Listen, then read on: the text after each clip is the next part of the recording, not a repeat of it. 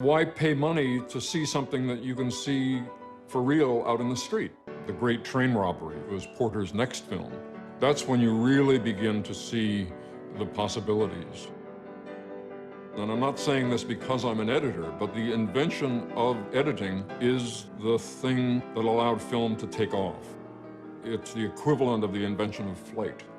Both human-powered flight and motion picture editing were invented in the same year, and they have similar kinds of effects. I started working on what used to be called the upright moviola, which is a machine, editing machine that looks something like a green sewing machine on legs. I switched to computer editing in the mid-90s. The editor has to be, he's sort of the ombudsman for the audience. As an editor, you only see what is on the screen, not what was going on at the time of shooting. And that's how it's going to look to the audience.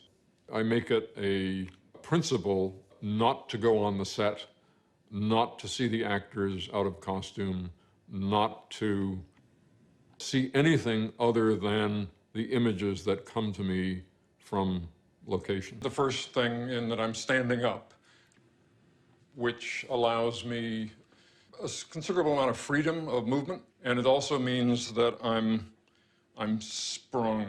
I guess is the only word for it. And frequently when I'm looking at the cut, I will stand here with my hand on the controls, almost like a gunslinger, and trying to hit the point of the cut with my knees bent.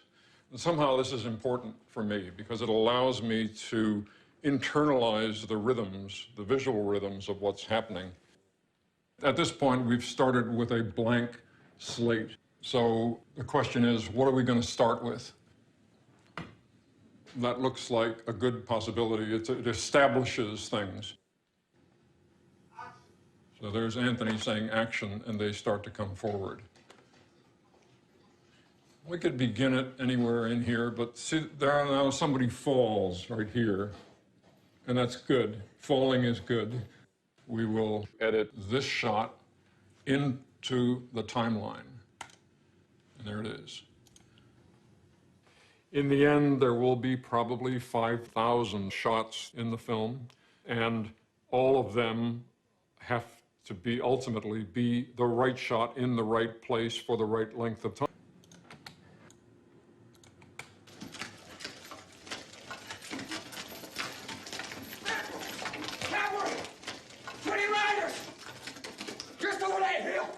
There's a mismatch here, and I'm going to have to determine whether this is a problem or not, because Brown is looking toward camera, but when we cut, he's looking up off to the left.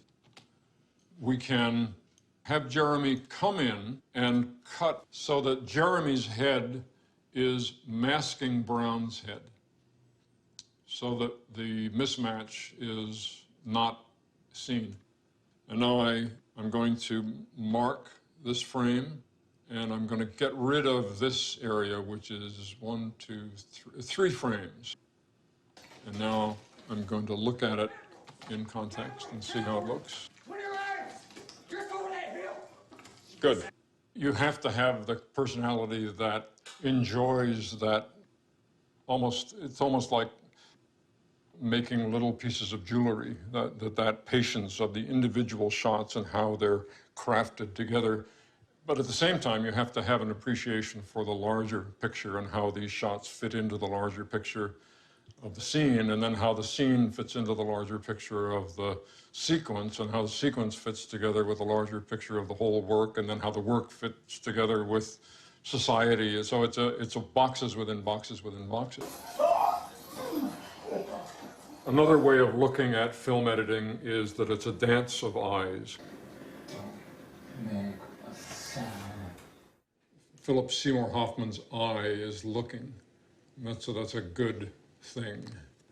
Now let's cut to a close-up of Hoffman looking, and the close-up of Hoffman is here. We've never seen this angle before, so the brain has to figure out what it's looking at and maybe why it's looking at it. And to the degree that you hold shots a certain length, you allow a certain train of thoughts to happen. When you cut a shot off, you've also cut off the thinking about that shot. Now, we want to cut to what he sees, because that's how we're going to understand what he's thinking about. Now, there you see him thinking, and then his eye goes down. So we run that at speed. Flinch, point of view, thinking, other co-conspirator. Let's do it now. What? Let's go. Oh, something's up. Let's go. Don't do it. And we go. There's something about film, because of its sensory completeness, the fact that it is sound and image in this powerful fusion, that gets at something very deep within us. One of the things you have to develop as an editor is a very strong intuition about where is their attention. And under most ordinary circumstances, you're carrying that attention around without doing violence to it. It's like a cup that you're full of liquid that you're carrying. I don't want to spill anything. And as a result, people feel the invisibility of what you're doing. But a lot of what a director does is what the immune system of the organism does, which is to say, yes, that's good. I will allow this to come into the body. Or, no, that's a different blood type. I don't want that to come in.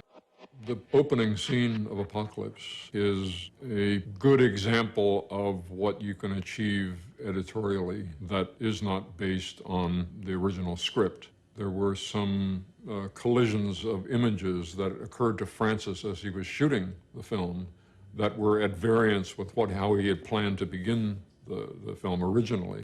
There was a shot of jungle bursting into slow motion flames with helicopters flying at odd angles in slow motion through the frame.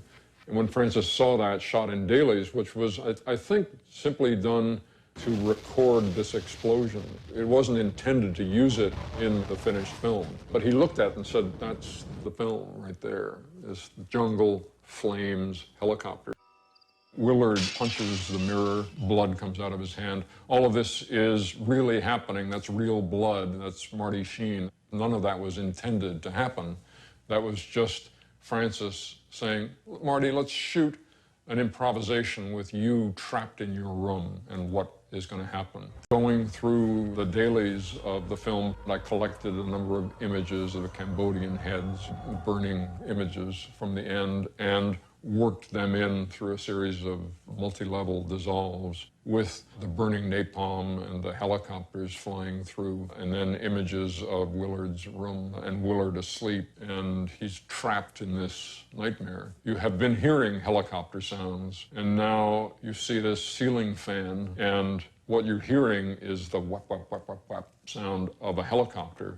Is that coming from his dream? Is it a reality? Is somehow that sound coming from the fan? I remember when I was assembling those images, almost jumping away from the editing machine when I put that sound with that image, because it seemed to me that that fan was making that sound, even though I knew it was impossible. And that if it was convincing me who was doing it, it surely would convince others. Now they begin to coalesce, and they turn into a real helicopter coming from a fan. No. And then you hear a real helicopter fly over the room. Willard gets up out of bed, goes over to the window, and says, Saigon. Shit. All of that, the narration and the helicopter flying over and the napalm jungle, is concocted into something that is a powerful beginning to a film, not only powerful in and of itself, but powerful in the way that it sets the stage for the journey that this particular film is going to take.